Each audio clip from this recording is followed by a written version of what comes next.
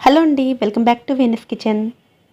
ఆలూను ఉడికించే పని లేకుండా పచ్చి ఆలూతో రవ్వను కూడా మిక్స్ చేసి అప్పటికప్పుడు ఇన్స్టెంట్గా క్రిస్పీగా ఎంతో రుచిగా ఉండే దోశలను ఎలా ప్రిపేర్ చేసుకోవచ్చో ఈరోజు వీడియోలో చూద్దామండి.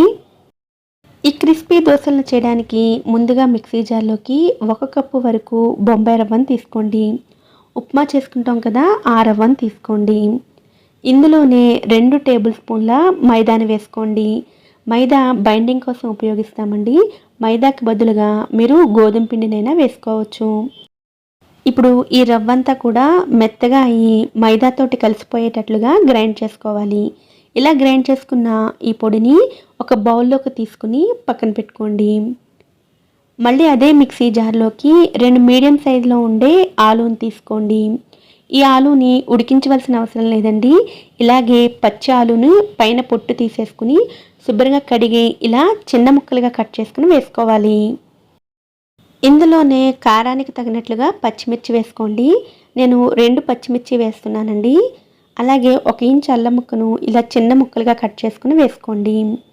1/2 టీ స్పూన్ జీలకర్ర, రుచికి సరిపడా ఉప్పు వేసుకుని నీళ్లు వేయకుండా ఇలాగే మెత్తగా గ్రైండ్ చేసుకోండి. బంగాళదుంపల్లో తడి ఉంటుంది కదండి, అందువలన ఈజీగానే గ్రైండ్ అయిపోతుంది. ఇలా గ్రైండ్ చేసుకున్న ఈ బంగాళదుంప మిక్స్చర్ని ముందుగా గ్రైండ్ చేసుకున్న పొడిలోకి వేసుకుని బాగా కలుపుకోండి. ఈ బంగాళదుంప రవ్వ మిశ్రమం అంతా కూడా బాగా కలిసిన తర్వాతే మిగిలిన ఇంగ్రీడియంట్స్ని వేసుకోండి. ముందే వేసుకుంటే ఉండలుగా ఫామ్ అయిపోతుంది. ఇలా కలుపుకున్న తర్వాత 1/2 కప్పు వరకు పెరుగును వేసుకోండి. 1/4 కప్పు వరకు నీళ్ళను కూడా వేసుకోండి.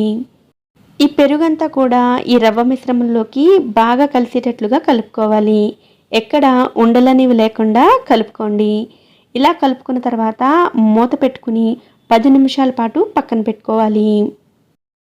10 నిమిషాల పాటు పక్కన పెట్టుకోవడం వల్ల రవ్వ తడి అంతా పీల్చుకుని కన్సిస్టెన్సీ గట్టిపడుతుంది.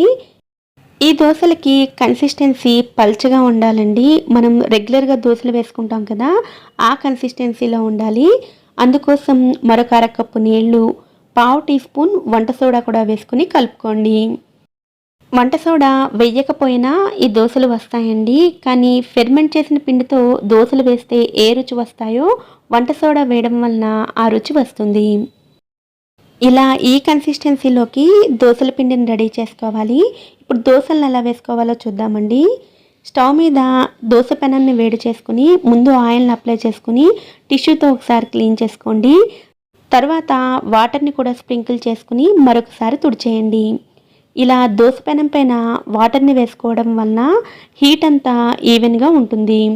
అలా ఈవెన్గా ఉంటే దోశను వేసుకునేటప్పుడు ఈజీగా స్ప్రెడ్ చేసుకోవచ్చు.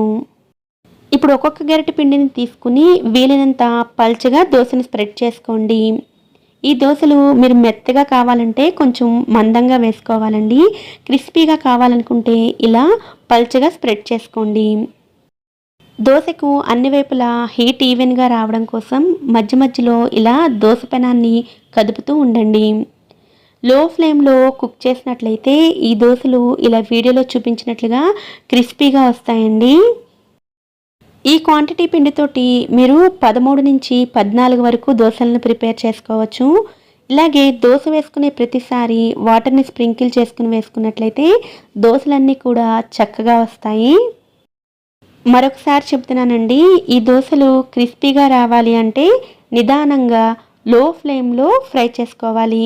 అప్పుడే దోశలు ఎక్స్ట్రా క్రిస్పీగా వస్తాయి. ఈ దోశలకు పిండిని గ్రైండ్ చేసుకునేటప్పుడు పచ్చిమిర్చి, అల్లం వేసాం కదండి, ఆ ఫ్లేవర్స్ స్పైసీ స్పష్టంగా తెలుస్తాయి. కొంచెం స్పైసీగా ఉండే ఈ దోశల్లోకి కమ్మగా లేదా తియ్యగా ఉండే ఏ చట్నీని సర్వ్ చేసుకున్నా కూడా టేస్ట్ చాలా చాలా బాగుంటాయి. ఇన్స్టెంట్గా అప్పటికప్పుడు ఏదైనా బ్రేక్ఫాస్ట్ని కానీ లేదా దోశలను కానీ ప్రిపేర్ చేయాలనుకుంటే తప్పకుండా ఈ దోశలను ట్రై చేయండి, మీకు కూడా నచ్చుతాయి. ఈ వీడియో కనుక మీకు నచ్చినట్లయితే వీడియోని లైక్ చేసి ఛానల్ని కూడా సబ్స్క్రైబ్ చేసుకోండి. నోటిఫికేషన్స్ మిస్ అవ్వకుండా ఉండడం కోసం పక్కనే ఉండే బెల్ ఐకాన్ని కూడా యాక్టివేట్ చేసుకోండి. Thanks for watching.